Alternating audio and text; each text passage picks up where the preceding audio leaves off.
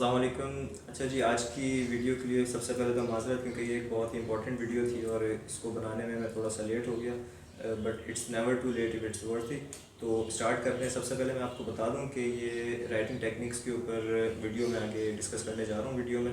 और सबसे इम्पॉर्टेंट चीज़ किसी भी कॉम्पिटिटिव एग्ज़ाम्स में, चाहे वो CSS का हो या PMS का हो, राइटिंग सबसे ज़्यादा इंपॉर्टेंट है, क्योंकि उसमें आपको राइटिंग में ही अपने जो एग्ज़ामिनर है उसको सेटिस्फाई करना होता है। ये MCQ बेस्ड एग्ज़ाम नहीं होता, ये वन पेपर एग्ज़ाम नहीं होता। इसमें जितने भी आपके सब्जेक्ट्स हैं, उन तमाम सब्जेक्ट्स में आपका जो मेजर पार्ट है वो डिस्क्रिप्टिव पार्ट होता है, मतलब रिटन पार्ट होता है। और हर क्वेश्चन में आपको अपने जो आर्ग्यूमेंट्स, आइडियाज़ हैं, उनको एक्सप्रेस करना होता है अपने वर्ड्स के अंदर। तो जितनी अच्छी आपकी राइटिंग स्किल होगी, उतने ज़्यादा मार्क्स आप गैदर करने के चांसेस रखते हैं। और अगर आपकी नॉलेज बहुत ज़्यादा है, आपकी रीडिंग बहुत ज़्यादा वास्ट है, लेकिन अगर आप एक्सप्रेस उस चीज़ को नहीं कर पाते सही, तो आप इस एग्ज़ाम में आगे अच्छा परफॉर्म नहीं कर सकते। तो सबसे पहली चीज़ तो राइटिंग के लिए मैं आपको बता दूं कि राइटिंग का सिंपल एक फार्मूला है: reading, reading, reading and writing. 3 दफ़ा रीडिंग का मकसद क्या है कि जब तक अच्छा नहीं लिख सकते, जब तक आप अच्छे रीडर नहीं हैं। तो अच्छा लिखने के लिए सबसे पहले ज़रूरी है कि आपकी रीडिंग हैबिट जो है वो बहुत ज़्यादा स्ट्रॉन्ग होनी चाहिए। आपकी रीडिंग बहुत ज़्यादा वास्ट होनी चाहिए, क्योंकि रीडिंग से ही आपकी नॉलेज जो है, आपका जो बैंक है वो डेवलप होता है, आपको कंटेंट डेवलप होता है, आपके आइडियाज़ जनरेट होते हैं, आप चीज़ों को एनालाइज कर सकते हैं। अगर आपके पास नॉलेज नहीं होगी तो आप क्या सोचेंगे किसी भी चीज़ के बारे में? अगर मैं आपसे सवाल करता हूँ और आपको उसके बारे में नहीं पता, तो लिखना तो दूर, आप उस बारे में बात भी नहीं कर सकते। तो लिखने के लिए सबसे ज़्यादा इम्पॉर्टेंट है कि आपकी रीडिंग जो है वो बहुत ज़्यादा एक्सटेंसिव होनी चाहिए। तो और राइटिंग का हमेशा एक फार्मूला आप अपने जहन में रखें कि राइटिंग स्टैंडर्ड ये नहीं होता कि आपने बुक का एक पेज लिखा और आपने 4 पेजेस उसके ऊपर रिप्रोड्यूस कर दिए। बल्कि राइटिंग का असल स्टैंडर्ड ये होता है कि अगर आप 4 पेजेस बुक के पढ़ रहे हैं, तो आप उसको एक पेपर के ऊपर रिप्रोड्यूस करें। मतलब जो चीज़ें आपने 4 पेजेस के अंदर पढ़ी हैं, वो आप एक पेपर के अंदर समअप करके प्रेजेंट करें। वो है आपका असल राइटिंग स्टैंडर्ड। ठीक है? तो पहली चीज़ दिमाग में रखें: reading, reading, reading and then writing. Direct आप राइटिंग नहीं कर सकते। दूसरी बात आपको जहन में रखनी है कि राइटिंग हैबिट जो है, या अच्छी राइटिंग स्किल आप ओवर द नाइट डेवलप नहीं कर सकते। ये ग्रेजुअल प्रोसेस होता है, जो डे बाय डे आपकी प्रैक्टिस के साथ साथ डेवलप होता है। तो अच्छी राइटिंग करने के लिए अच्छा कंटेंट पढ़ें, अच्छी बुक्स पढ़ें, न्यूज़पेपर लाजमी पढ़ें, मैगज़ीन्स पढ़ें, नॉवेल्स भी पढ़ सकते हैं अगर आपके पास टाइम है। लेकिन अगर आपके पास टाइम नहीं है, तो आप क्वालिटी बुक्स पढ़ के अपने रेलिवेंट सब्जेक्ट्स की अपनी इस स्किल को डेवलप कर सकते हैं। तो अब मैं आपको प्रैक्टिकली कुछ चीज़ें बताने जा रहा हूँ, जो किसी भी क्वेश्चन का टेक्निकल स्ट्रक्चर होता है, कि आपको क्वेश्चन किस तरह समझना है और उसको किस तरह आगे आपको लेकर चलना है। अच्छा, इसी के साथ मैं आपको कुछ ऐसी चीज़ें भी बताऊंगा जो आपको पूरे 12 पेपर्स के अंदर, CSS के या जो 8 पेपर्स PMS के होते हैं, उनमें आपको इंशाअल्लाह ताला हेल्प करेगा। तो चलते हैं अपने आंसर शीट की तरफ।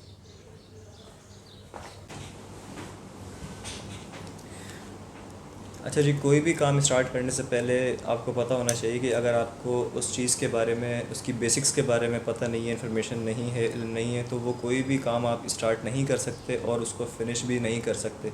तो राइटिंग का भी यही एक सिंपल सा फार्मूला है कि आपको इसके बेसिक्स का, इसके टेक्निकल स्ट्रक्चर का पता होना चाहिए कि 20 मार्क्स का आप क्वेश्चन अगर अटैम्प्ट कर रहे हैं, तो उसकी लेंथ क्या होनी चाहिए, उसको किस तरह आपने आगे कैरी करना है, उसकी बॉडी किस तरह आप डेवलप करेंगे, या अगर आप ऐसे लिख रहे हैं तो उसकी आप बॉडी किस तरह डेवलप करेंगे। ऐसे के लिए मैं एक अलग से वीडियो बनाऊंगा इंशाल्लाह। लेकिन अभी हम 20 मार्क्स क्वेश्चन की बात करेंगे कि 20 मार्क्स के जितने भी क्वेश्चन होते हैं, चाहे वो किसी भी पेपर के हों, उसमें आपको किस तरह अपने आंसर को अटैम्प्ट करना है कि वो एग्ज़ामिनर को काफ़ी हद तक जो है वो इम्प्रेस कर सके और आपको वो ज़्यादा से ज़्यादा मार्क्स दे सके। तो सबसे पहली चीज़ स्टार्ट करेंगे कि आपने लिखना कैसे है। ठीक है, ये मैं आपको पहले ही बता चुका हूँ कि अच्छी राइटिंग के लिए सबसे ज़्यादा ज़रूरी है कि आपकी रीडिंग अच्छी हो, आपकी रीडिंग एक्सटेंसिव हो, उसके बाद ही आप अच्छी राइटिंग कर सकेंगे। लेकिन अब फॉर एग्ज़ाम्पल आप उस स्टेज पर आ चुके हैं कि आपने काफ़ी ज़्यादा रीडिंग कर ली है, और अब आपको अपने टेक्निकल स्ट्रक्चर की तरफ जाना है कि आपको अपने उस रीडिंग को, अपनी उस नॉलेज को किस तरह रिप्रोड्यूस करना है आपकी आंसर शीट के ऊपर, जो कि आपका एक अच्छा इम्प्रेशन डेवलप कर सके एग्ज़ामिनर के ब्रेन पे। तो सबसे पहली चीज़, जो 20 मार्क्स का आपका क्वेश्चन होता है, इसकी जो लेंथ होती है, लेंथ के बारे में अक्सर लोग सवाल करते हैं कि 20 मार्क्स का जो क्वेश्चन है उसकी लेंथ कितनी होनी चाहिए, कितने पेजेस हम लिखें कि आंसर जो है वो जस्टिफाई हो जाए।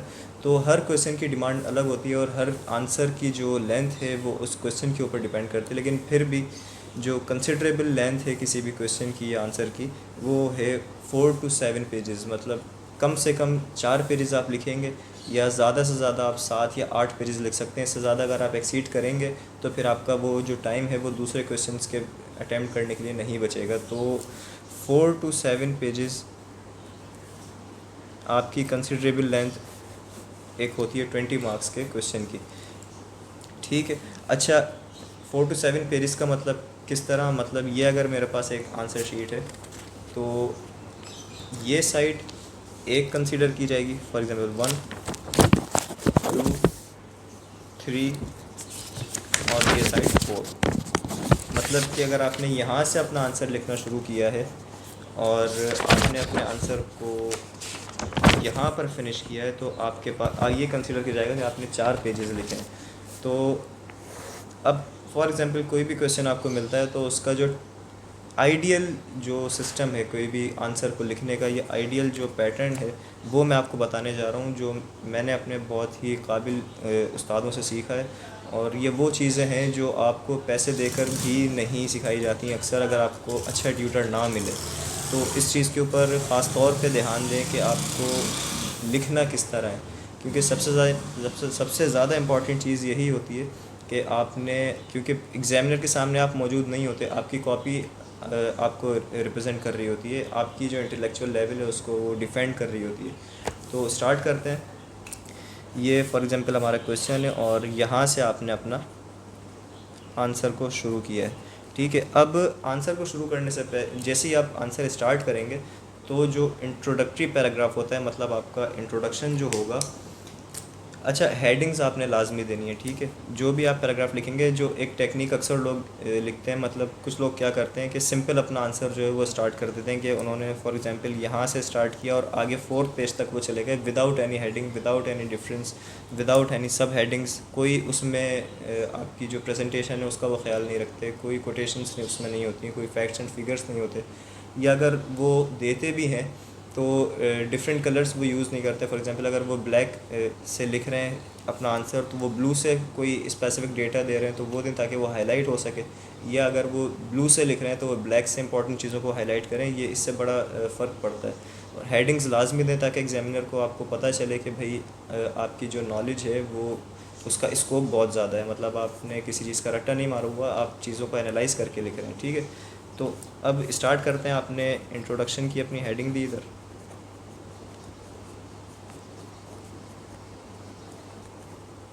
ये आपने इंट्रोडक्शन की हेडिंग दी। अब यहाँ से आपने अपना इंट्रोडक्शन लिखना शुरू किया। अच्छा, इंट्रोडक्शन क्या होता है? इंट्रोडक्शन आपकी रिफ्लेक्शन है पूरे आपके क्वेश्चन की। इसमें मतलब इंट्रोडक्शन जो आप लिखेंगे वो आपका क्रक्स होना चाहिए कि आप अपने पूरे क्वेश्चन में आगे क्या चीज़ डिस्कस करने वाले हैं। अगर आप 6 पेजेस आगे लिखने वाले हैं तो उन 6 पेजेस की रिफ्लेक्शन आपके इंट्रोडक्शन के एक पैराग्राफ में नज़र आनी चाहिए ताकि एग्जामिनर को पता चल सके कि आगे उसको वो क्वेश्चन पढ़ना है या नहीं, क्योंकि उनके पास इतना टाइम नहीं होता कि वो पूरा क्वेश्चन पढ़ के जज करें। वो एक ऊपर हल्की सी झलक लेकर जो है वो अंदाज़ा लगा लेते हैं कि बंदे में कितना दम है, ठीक है। अच्छा, अब इंट्रोडक्शन का लिखने का एक स्टैंडर्ड है, वो मैं आपको अभी आगे बताऊंगा। पहले हम स्ट्रक्चर की बात कर लेते हैं, ठीक है। अच्छा, इंट्रोडक्शन की जो लेंथ होती है वो कोशिश करें कि 11 लाइन से एक्सीड ना करें। जो इसका स्टैंडर्ड लेंथ है इंट्रोडक्शन की वो 10 से 11 लाइन्स होती हैं। कोशिश करें कि 12वें लाइन तक आपका इंट्रोडक्शन ना जाए। फॉर एग्जांपल अगर आपने यहाँ से स्टार्ट किया है तो 1 2 3 4 5 6 7 8 9 10 11, ये लाइन आपकी डेड लाइन होनी चाहिए आपके इंट्रोडक्शन की। मतलब ये बॉर्डर है, यहाँ से अगर आपने क्रॉस किया तो आपको गोली मार दी जाएगी, ठीक है। तो इतने हिस्से में आपको अपनी पूरी क्वेश्चन आंसर की प्रेजेंटेशन देनी है कि आपके पास कितने आइडियाज़ हैं, कितने आपके आर्गुमेंट्स हैं और आपकी नॉलेज कितनी ज़्यादा जो है वो स्प्रेड हुई हुई है इस क्वेश्चन से रिलेटेड, ठीक है। तो पहली चीज़ आपकी इंट्रोडक्शन, आपने 11 लाइन्स में अपना इंट्रोडक्शन दे दिया।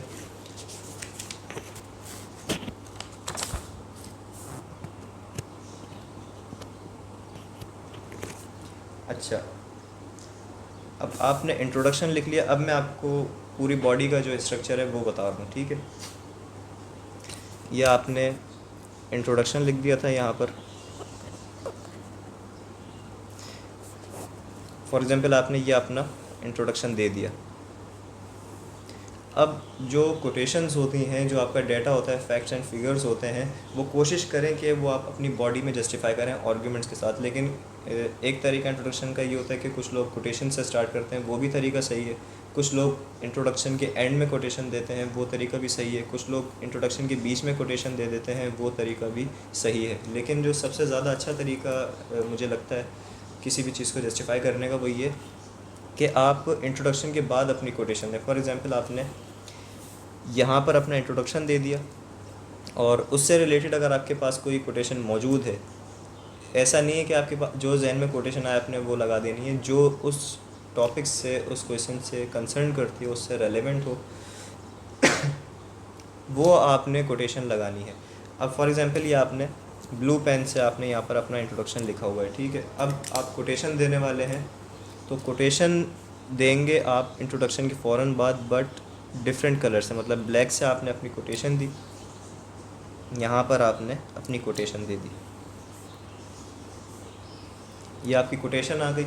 अच्छा, कोटेशन देने के दो तरीके हैं। अगर आपको वर्ड टू वर्ड कोटेशन याद है तो आप ये कोटेशन मार्क्स यूज़ करेंगे, वरना कोटेशन मार्क्स यूज़ नहीं करेंगे। अगर आपको कोटेशन एज़ इट इज़ याद है तो आप कोटेशन मार्क्स देके उस बंदे का नाम लिख देंगे। फॉर एग्ज़ाम्पल मैंने यहाँ कायद आज़म को कोट किया है, तो मैंने कोटेशन दी और यहाँ पर उनको उनका नाम लिख दिया, ठीक हो गया। अगर आपको याद आ रहा है कि यार 50-60% या 70% तो मुझे याद है, लेकिन थोड़ी सी आपने अपनी भी उसमें अमेंडमेंट कर दी है, तो फिर आप ये कोटेशन मार्क्स यूज़ नहीं करेंगे। अगर आपने कर दी और एग्जामिनर को वो कोटेशन पता हुई, तो वो समझ जाएगा इसमें आपने कोई 2 नंबरी की हुई है, तो वहाँ पर आपके मार्क्स डिडक्ट हो सकते हैं। तो पहली चीज़ आपने अपना इंट्रोडक्शन दिया, फिर आपने कोटेशन दे दी। इस इतने पार्ट में आपकी जो पेपर जो शीट होगी वो तकरीबन 50% वो कवर हो चुकी होगी, ठीक है। उसके बाद आप अपनी जब बॉडी स्टार्ट करेंगे, अब बॉडी में मतलब आप अगर फॉर एग्ज़ाम्पल 4 वेरिएबल्स बनाने वाले हैं, ठीक है, 4 वेरिएबल्स आप बनाने वाले हैं। वेरिएबल्स मतलब हेडिंग्स। मिसाल के तौर पे आपके पास कोई क्वेश्चन इकोनॉमी से रिलेटेड है, तो आपने इकोनॉमी के ऊपर क्वेश्चन इंट्रोडक्शन लिखा, फिर आपने इकोनॉमी के रिलेटेड आपने कोई कोटेशन दे दी। अब आपकी बारी है हेडिंग्स बनाने की। तो फॉर एग्ज़ाम्पल अगर आप कॉजेज़ के ऊपर, अब 4 हेड्स आप बनाने वाले हैं, तो फर्स्ट हेडिंग आपने बनाए कॉजेज़ की।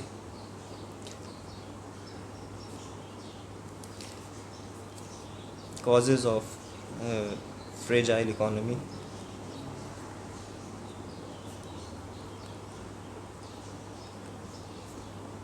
ऑफ पाकिस्तान, ठीक है। मतलब पहला आपने वेरिएबल बनाया कि कॉजेज़ ऑफ पाकिस्तान की जो वीक इकोनॉमी है उसके कॉजेज़ क्या है, ये आपका मेन हेड हो गया। अब इसके अंदर आप इसके सब हेड्स बनाएंगे। मसलन बहुत सारे कॉजेज़ हैं जिसकी वजह से पाकिस्तान की इकोनॉमी जो है वो वीक है या स्टेबल नहीं हो रही, तो यहाँ पर आप थोड़ा सा इंट्रोडक्शन लिखेंगे इस पैराग्राफ का, फिर आप कॉजेज़ देंगे। ये मैं एक जनरल आइडिया के लिए आपको समझा रहा हूँ ताकि आपको आइडिया हो सके कि आपको क्वेश्चन किस तरह अटैम्प्ट करना है। यहाँ पर आप कॉजेज़ के बारे में थोड़ा सा बताएंगे ब्रीफली। ये आपने कॉजेज़ के बारे में बताया, फिर आपने जो उसके सब हेड्स हैं वो दिए कि भाई करप्शन किस तरह पाकिस्तान की इकोनॉमी को वीक कर रही है। फिर आपने दूसरा सब हेड बनाया, फिर उसके बारे में आपने लिखा। फिर आपने तीसरा लिखा।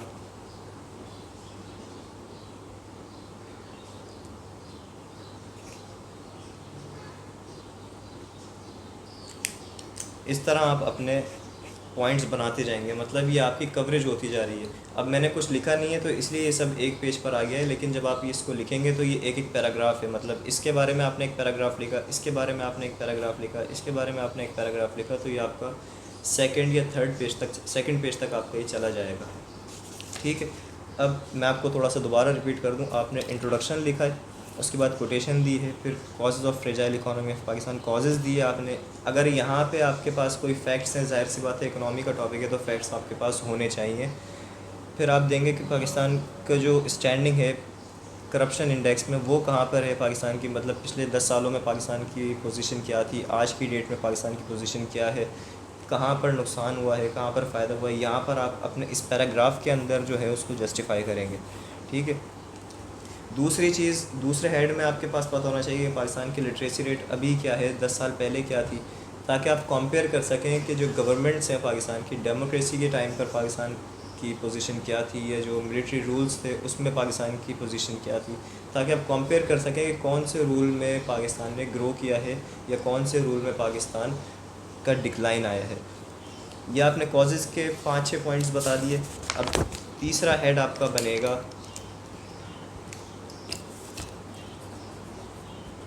impacts of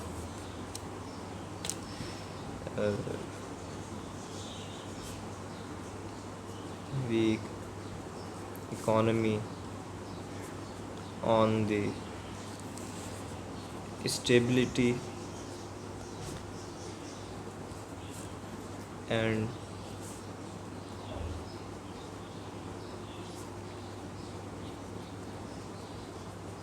sustainability of Pakistan. ये मैं भी जल्दी जल्दी लिख रहा हूँ तो हैंड राइटिंग के लिए माजरत। अच्छा, अब आपने ये अपना थर्ड वेरिएबल बनाया है। ठीक है, ये आपकी थर्ड हेडिंग है, ये आपने थर्ड हेडिंग दी। इसी तरह इसका आप थोड़ा सा ब्रीफली इंट्रोडक्शन देंगे। अब इसके आप सब हेड्स बनाएंगे। ऐसा नहीं कि आप इम्पैक्ट्स में सारी चीज़ें एक ही पैराग्राफ में या एक ही बॉडी में दे देंगे इसकी। आप अगर चाहते हैं कि एग्ज़ामिनर की अटेंशन आपकी कॉपी की तरफ रहे, वो आपकी कॉपी अच्छी तरह पढ़े, तो आपको उसको हर चीज़ क्लियर करके पेश करनी पड़ेगी, ताकि उसको इरिटेशन ना हो और वो फिर कोई भी कटिंग या आपकी कॉपी से जो है वो परेशान ना हो, क्योंकि वो परेशानी की सूरत में आपको डांटेगा नहीं, आपके मार्क्स कट करेगा। ठीक है, तो इम्पैक्ट्स आपने दे दिए। अब हेड 1, यहाँ आपने कोई भी इम्पैक्ट आप बता दें कि भाई डिपेंडेंसी पाकिस्तान के ऊपर बढ़ जाती है, पाकिस्तान के ऊपर डिपेंडेंसी बढ़ जाती है। जब पाकिस्तान की इकॉनमी वीक होगी तो दूसरी जो कंट्रीज़ हैं वो आपकी एड करेंगी, आपको लोन्स देंगी, तो डिपेंडेंट हो जाएगा पाकिस्तान दूसरों के ऊपर। ठीक है, या आपने यहाँ पर अपना एक पैराग्राफ इसका बना दिया जितने भी लाइंस का है। कोशिश करें जो पैराग्राफ की आपकी लेंथ है वो इंट्रोडक्शन की तरह ही रखें, ताकि यूनिफॉर्मिटी आपके आंसर्स में हो। मतलब अगर आप 11 लाइंस का एक पैराग्राफ लिख लें तो कोशिश करें दूसरे, तीसरे, चौथे पैराग्राफ की लेंथ भी उतनी ही हो, मतलब 10, 11, 12 लाइंस, इससे ज़्यादा एक्सीड ना करें। या अगर एक्सीड कर रहे हैं तो फिर जो आपकी लेंथ है वो तकरीबन सबकी सेम होनी चाहिए। ठीक है, या आपने ये इस सब हेड के ऊपर आपने अपने आइडियाज़ दे दिए।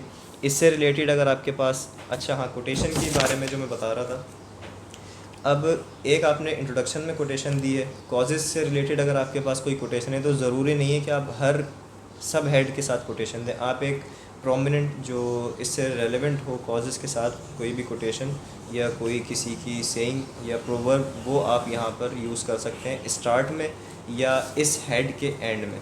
फॉर एग्ज़ाम्पल यहाँ पर आपका ये हेड एंड हो रहा है तो यहाँ पर आप अपनी कोटेशन यूज़ कर सकते हैं। ठीक है, मतलब एक कोटेशन, सेकंड कोटेशन।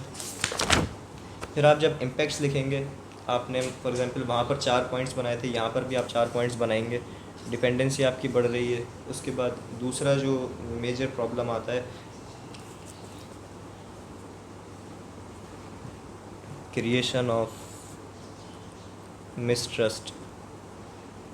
मतलब कोई भी फिर कंट्री या कोई भी कंपनी, कोई भी इंडस्ट्री पाकिस्तान में इन्वेस्ट करने से डरेगी कि भाई यहाँ पर तो ख़ुद ये स्टेबल नहीं है तो हम इनसे किस तरह जो है फ़ायदा ले सकते हैं, या अगर हम यहाँ पर इन्वेस्टमेंट करते हैं तो ये हमें वापस पैसे करेंगे या नहीं करेंगे, अगर हम इनको लोन देते हैं, फ़ंड्स देते हैं तो उसकी रिकवरी के चांसेस कितने हैं। तो ये एक स्टेट्स के बीच में, एमएनसीज़ के बीच में एक मिसट्रस्ट क्रिएट हो जाता है, और उसकी वजह क्या होती है कि इनकी इकोनॉमी जो है वो स्टेबल नहीं होती है, मिसट्रस्ट जो है वो आपका क्रिएट हो जाता है। तो यहाँ पर आप इसका एक पैराग्राफ लिखेंगे, फिर आपने फॉर एग्ज़ाम्पल तीसरा कोई भी हेड दे दिया,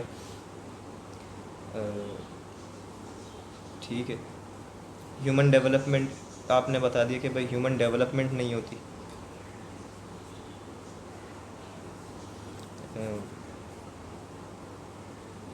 पॉसिटी ऑफ ह्यूमन डेवलपमेंट, ठीक है, ये तीसरा आपने हेड बना दिया। इसी तरह आपने यहाँ पर इसका एक पैराग्राफ बना दिया, मतलब अब आपका तीसरा हेड हो गया। अब चौथा हेड जो आप बनाएंगे, चीज़ यहाँ तक आपको समझ में आ गई, इंट्रोडक्शन कोटेशन, सेकंड हेड उसके सब पॉइंट्स कोटेशन, थर्ड हेड उसके सब पॉइंट्स कोटेशन, फिर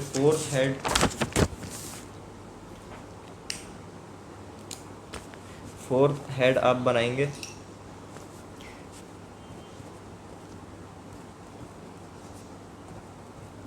रोड मैप टू स्ट्रेंथन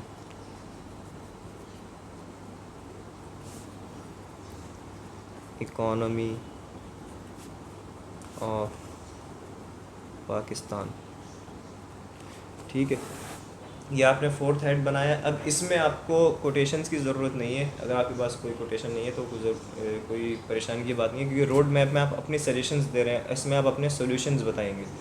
कोई ये बात जहन में रखें, कोई भी अगर प्रॉब्लम रिलेटेड क्वेश्चन आता है, कोई भी इशू बेस्ड क्वेश्चन आता है आपके पास, तो उसमें वो आपसे डिमांड करता है कि आप एंड में उसके सॉल्यूशंस दें। चाहे क्वेश्चन में आपसे पूछा जाए या ना पूछा जाए, आपको उस एंड में अपने आंसर के सजेशंस और रोड मैप या उसका सॉल्यूशन बताना है, ठीक है।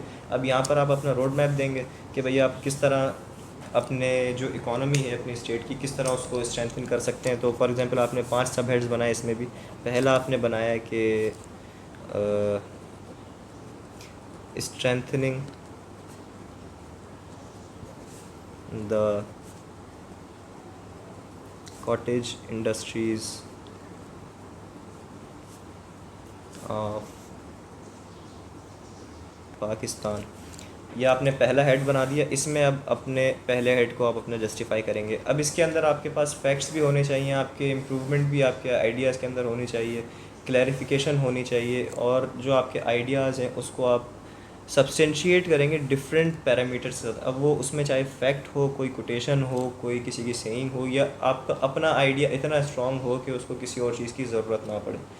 कॉटेज इंडस्ट्री, जिसको नहीं पता मैं बता दूं, जो लोकल हमारे कारखाने होते हैं, घरों के अंदर कारखाने बने हुए होते हैं, छोटी छोटी फैक्ट्रीज़ बनी हुई होती हैं जो टैक्स नेट में नहीं होती या मेन स्ट्रीम इंडस्ट्रीज़ से दूर होती हैं, उनको हम कॉटेज इंडस्ट्री कहते हैं। और पाकिस्तान में ऐसी बहुत सारी इंडस्ट्रीज़ हैं जो काम कर रही हैं लेकिन वो टैक्स पे नहीं करती या टैक्स नेट में नहीं है, तो उसकी जाहिर सी बात है उसका इफ़ेक्ट जो है वो उसकी इकोनॉमी के ऊपर आता है। तो उसको हम जितना ज़्यादा स्ट्रेंथन करेंगे, टैक्स नेट में लाएंगे, उनको फैसिलिटीज़ देंगे, तो हमें फ़ायदा क्या होगा उससे कि एक्सपोर्ट हमारी जो है वो बढ़ती जाएगी और इंपोर्ट कम से कम होती जाएगी। मतलब फिर हमें बाहर से चीज़ें नहीं मंगवानी पड़ेंगी, वही चीज़ उन्हीं की रिप्लेसमेंट्स, उनकी सब्स्टिट्यूट्स हम पाकिस्तान के अंदर ही प्रोड्यूस कर सकेंगे। तो पहली चीज़ ये। इसी तरह दूसरा आप सोल्यूशन बता दें कि भाई प्रोविज़न ऑफ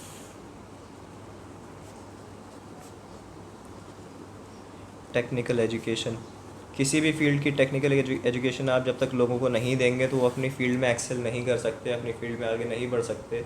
अब चाहे वो इंजीनियरिंग हो, डॉक्टरी हो, या किसी भी किस्म की कोई भी फील्ड हो, तो उस फील्ड से रिलेटेड जब तक आपके पास एक्सपीरियंस, एक्सपोजर नहीं होगा, टेक्निकल एजुकेशन नहीं होगी, तो आप उस चीज़ में आगे फ्रूटफुल रिज़ल्ट्स नहीं दे सकते कि अपनी स्टेट को या किसी भी स्टेट को, ठीक है। इसी तरह आप अपने 3, 4, 5 जितने भी सॉल्यूशंस देना चाहें वो दे सकते हैं।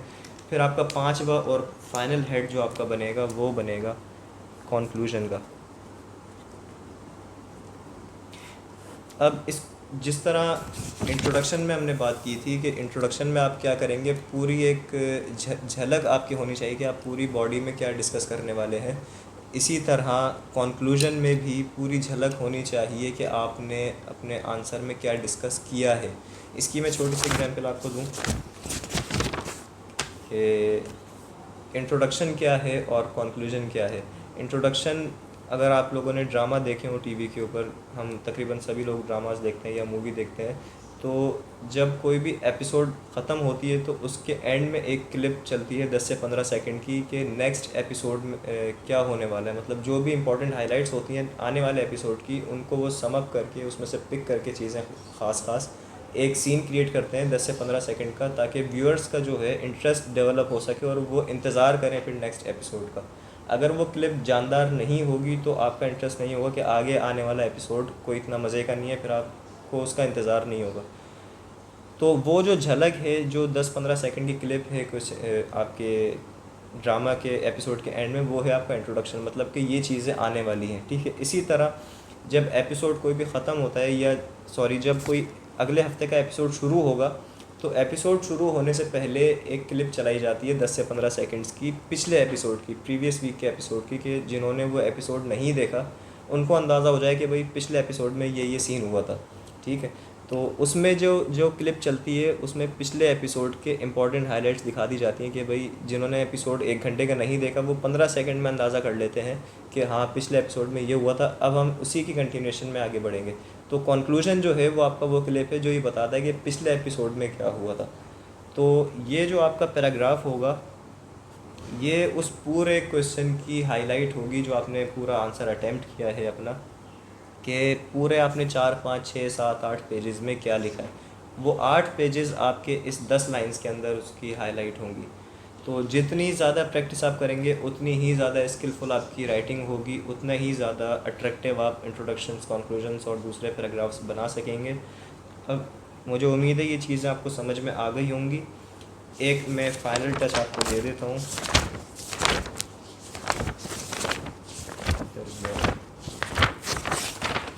ठीक है, एक फ़ाइनल टच मैं आपको दे देता हूँ कि हमने क्या क्या चीज़ें डिस्कस की हैं। सबसे पहले इंट्रोडक्शन,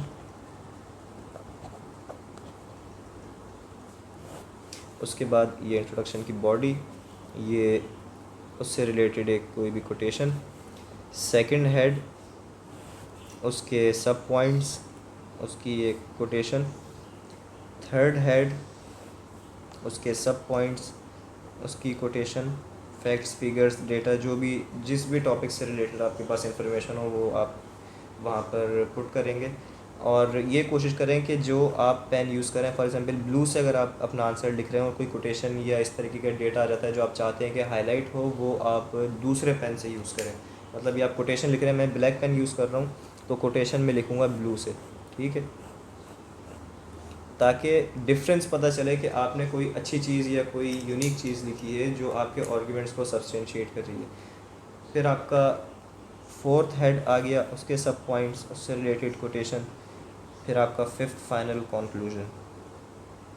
अगर इस पैटर्न को आप फॉलो करते हैं तो एक बहुत अच्छा इम्प्रेशन आपका जाएगा एग्जामिनर के ऊपर कि भाई बंदे ने मेहनत की है, इसने तैयारी की है, वक्त लगाया है। आपकी जो कंटेंट होगा उससे आपकी नॉलेज के बारे में पता चलेगा, और जो आपकी प्रेजेंटेशन होगी उससे आपकी मैनेजमेंट के बारे में पता चलेगा कि इतने प्रेशर में भी इस बंदे ने हर चीज़ को टाइमली मैनेज करके एक खूबसूरत सा आंसर प्रेजेंट किया। तो आपको उसके 1-2 मार्क्स एक्स्ट्रा ही मिलते हैं। फॉर एग्जांपल अगर आपको 10 मार्क्स मिलने वाले थे तो आपको 11 दे देगा, 12 दे देगा, 13 दे देगा। और इस पैटर्न पे अगर आप फॉलो करते हैं तो आप 14-15 मार्क्स तक इजीली जा सकते हैं अगर आप सही लिख रहे हैं तो। अब ये टेक्निकल स्ट्रक्चर था। अब सैम्पल जो इंट्रोडक्शंस थे वो मैं कोशिश करता हूँ आपको इसी वीडियो के साथ साथ में दिखा दूँ ताकि आपको मज़ीद जो क्लैरिफिकेशन है उसकी ज़रूरत ना पड़े। टेक्निकल स्ट्रक्चर यही है। इंट्रोडक्शन किस तरह लिखना है वो मैं आपको अपने कुछ सैम्पल जो मैंने लिखे हैं वो दिखा देता हूँ। जो भी मेरी लिमिटेड नॉलेज है, जो भी मैंने थोड़ी बहुत प्रैक्टिस की है, उसमें ज़ाहिर सी बात है गलतियाँ भी होंगी, तो उसके लिए माज़रत, लेकिन उम्मीद है मुझे कि इंशाल्लाह उससे आप लोगों को ज़रूर